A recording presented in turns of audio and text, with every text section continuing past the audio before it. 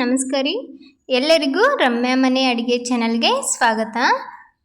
ಮೊಳಕೆ ಕಟ್ಟಿರುವ ಹೆಸರು ಕಾಳಿನ ಪಲ್ಯನ ಹೇಗೆ ಮಾಡೋದಂತ ಹೇಳಿ ನೋಡೋಣ. ಆರೋಗ್ಯಕ್ಕೂ ಕೂಡ ತುಂಬ ಒಳ್ಳೆಯದು, ತುಂಬ ಪ್ರೋಟೀನ್ ಭರಿತವಾದಂಥ ಈ ಪಲ್ಯ ಮಾಡೋದಕ್ಕಿಂತ ಮುಂಚೆ ಇನ್ನೂ ಚಾನಲ್ಗೆ ಯಾರು ಸಬ್ಸ್ಕ್ರೈಬ್ ಆಗಿಲ್ಲ ಚಾನಲ್ಗೆ ಸಬ್ಸ್ಕ್ರೈಬ್ ಆಗಿ.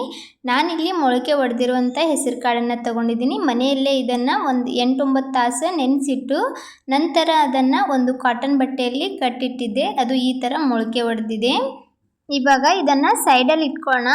ಈ ಕಡೆ ಒಂದು ಮಿಕ್ಸರ್ ಜಾರ್ ತೊಗೊಂಡ್ಬಿಟ್ಟು ಅದಕ್ಕೇನೆ ಒಂದು ಸ್ವಲ್ಪ ಬೆಳ್ಳುಳ್ಳಿನ ಸುಲಿದ್ಬಿಟ್ಟು ಸೇರಿಸ್ಕೊಂಡಿದ್ದೀನಿ. ಹಾಗೆ 1 ಇಂಚಷ್ಟು ಶುಂಠಿನ ಮೇಲ್ಗಡೆ ಸಿಪ್ಪೆ ತೆಗೆದು ಕಟ್ ಮಾಡಿ ಹಾಕ್ಕೊಂಡಿದ್ದೀನಿ. ಖಾರಕ್ಕೆ ನಾನಿಲ್ಲಿ ಹಸಿಮೆಣಸಿನ್ಕಾಯಿನ ಹಾಕ್ಕೊಂಡಿದ್ದೀನಿ. 2 ಹಸಿಮೆಣಸಿನ್ಕಾಯಿ ಹಾಕ್ಕೊಂಡಿದ್ದೆ. ಇದಕ್ಕೆ ಸ್ವಲ್ಪ ಉಪ್ಪನ್ನು ಸೇರಿಸ್ಕೊಂಡು ಇದನ್ನು ಪೇಸ್ಟ್ ಮಾಡಿ ಎತ್ತಿಟ್ಕೊಳ್ಳೋಣ. ನಾನಿಲ್ಲಿ ಗ್ಯಾಸ್ ಮೇಲೆ ಒಂದು ಕಡಾಯಿ ಇಟ್ಕೊಂಡು ಅದಕ್ಕೆ ಎಣ್ಣೆ ಹಾಕ್ಕೊಂಡು ಎಣ್ಣೆ ಚೆನ್ನಾಗಿ ಕಾಯ್ದ ನಂತರ ಒಂದು ಅರ್ಧ ಚಮಚದಷ್ಟು ಸಾಸಿವೆ ಹಾಕ್ಕೊಂಡಿದ್ದೀನಿ. ಸಾಸಿವೆ ಸ್ವಲ್ಪ ಫ್ರೈ ಆಗಬೇಕು.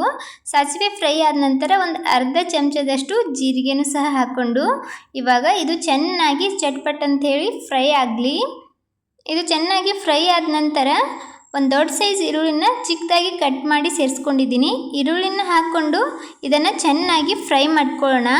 ಈರುಳ್ಳಿಯಲ್ಲಿರುವ ಕಲರ್ ಪೂರ್ತಿಯಾಗಿ ಚೇಂಜ್ ಆಗಬೇಕು, ಅಲ್ಲಿಯವರೆಗೂ ಇದನ್ನು ಚೆನ್ನಾಗಿ ಫ್ರೈ ಮಾಡಬೇಕಾಗುತ್ತೆ. ಈ ಥರ ಸ್ವಲ್ಪ ಈರುಳ್ಳಿ ಫ್ರೈ ಆದ ನಂತರ ಇದಕ್ಕೇನೆ ನಾವು ಮಾಡಿಟ್ಟಿರುವಂಥ ಹಸಿಮೆಣಸಿನ್ಕಾಯಿ, ಬೆಳ್ಳುಳ್ಳಿ, ಶುಂಠಿ ಪೇಸ್ಟನ್ನು ಹಾಕ್ಕೊಳ್ಳೋಣ. ಈ ಪೇಸ್ಟನ್ನು ಹಾಕ್ಕೊಂಡು ಇದನ್ನು ಚೆನ್ನಾಗಿ ಸ್ವಲ್ಪ ಹೊತ್ತು ಫ್ರೈ ಮಾಡ್ಕೊಳ್ಳೋಣ.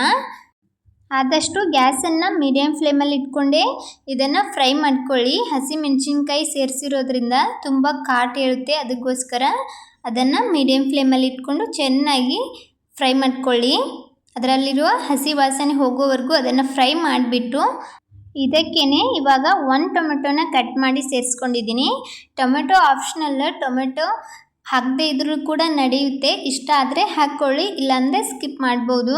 ಟೊಮೆಟೊ ಹಾಕ್ದೇನೂ ಕೂಡ ಮಾಡ್ಬೋದು. ಇವಾಗ ಟೊಮೆಟೊ ಫ್ರೈ ಆದ ನಂತರ ಇದಕ್ಕೇನೆ ಒಂದು ಅರ್ಧ ಚಮಚದಷ್ಟು ಧನಿಯಾ ಪೌಡ್ರ್ ಹಾಕ್ಕೊಂಡಿದ್ದೀನಿ. ಹಾಗೆ ಒಂದು ಅರ್ಧ ಚಮಚದಷ್ಟು ಅರಿಶಿಣ ಪುಡಿ ಹಾಕ್ಕೊಂಡು ಇದನ್ನು ಚೆನ್ನಾಗಿ ಫ್ರೈ ಮಾಡ್ಕೊಳ್ಳೋಣ.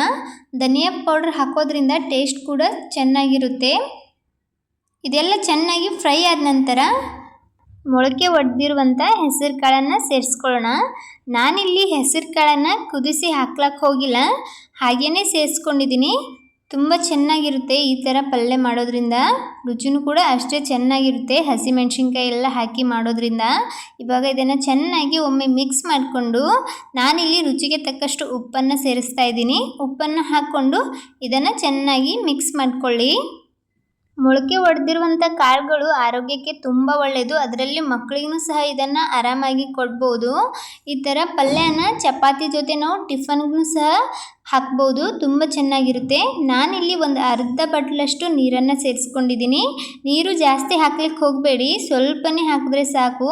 ಸ್ವಲ್ಪ ಇದು ಬೇಯಬೇಕಲ್ಲ, ಅದಕ್ಕೋಸ್ಕರ ಒಂದು ಅರ್ಧ ಬಟ್ಲಿನಷ್ಟು ನೀರು ಹಾಕ್ಕೊಂಡು ಚೆನ್ನಾಗಿ ಮಿಕ್ಸ್ ಮಾಡಿಕೊಂಡು ಇವಾಗ ಮುಚ್ಚಿಬಿಟ್ಟು ಇದನ್ನು ಬೇಯಿಸ್ಕೊಳ್ಳೋಣ. ಒಂದು 5-6 ನಿಮಿಷ ಬೇಯಿಸ್ಕೊಂಡ್ರೆ ಸಾಕು. ನೋಡ್ಬೋದು ಚೆನ್ನಾಗಿ ಅದು ಬೆಂದಿದೆ ಕಾಳುಗಳೆಲ್ಲ.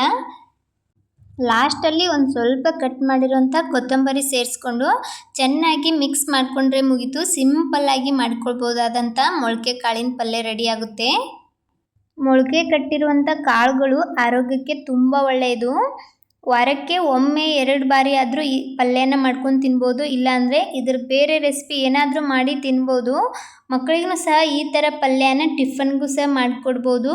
ಲಂಚ್ ಬಾಕ್ಸಿಗೆ ಈ ಥರ ಪಲ್ಯನ ಆರಾಮಾಗಿ ಮಾಡ್ಕೊಳ್ಬೋದು, ತುಂಬ ಚೆನ್ನಾಗಿರುತ್ತೆ. ಬಿಸಿ ಬಿಸಿಯಾದ ರೊಟ್ಟಿ ಹಾಗೆ ಚಪಾತಿ ಜೊತೆ ಸೂಪರ್ ಕಾಂಬಿನೇಷನ್ ಅಂತ ಹೇಳ್ಬೋದು. ಟೇಸ್ಟ್ ಮಾತ್ರ ಸೂಪರಾಗಿರುತ್ತೆ. ಹಸಿಮೆಣಸಿನ್ಕಾಯಿ ಎಲ್ಲ ಹಾಕಿ ಮಾಡಿರೋದ್ರಿಂದ ರುಚಿ ಮಾತ್ರ ಅದ್ಭುತವಾಗಿರ್ತದೆ.